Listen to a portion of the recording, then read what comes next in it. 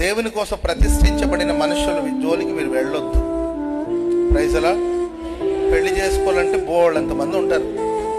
ఒకటి కాదు కదా, 4 చేసుకుంటారు. అది మీ ఇష్టం. అర్థమైందండి? అది ఎవరి ఇష్టం. ఎవరు కాదంటే ఎవరు ఆగుతారో చెప్పండి. అది దేవుని మందిరపు వస్తువు.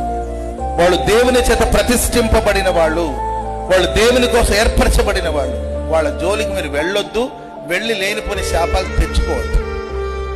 ఆమె వాళ్ళు దేవుని చేత ఏర్పరచబడిన వాడు. వాళ్ళ జోలికి వెళ్ళొద్దు. తిట్టాలన్నా కొట్టాలన్నా దేవుడికి అధికారం ఉంది. శిక్షిస్తాడు, అవసరమైతే రక్షిస్తాడు. హల్లెలూయా. కళ్ళెర చేస్తాడు, అవసరమైతే కౌగలించుకుంటాడు. ఎందుకంటే మనం ఆయన బిడ్డలం.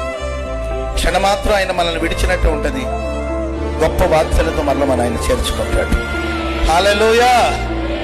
ఆ పాత్రను లెక్క ప్రభు చూసుకుంటాడు. మనం ఎవరు తినిపించేదని చెప్పండి. మనం ఎవరమండి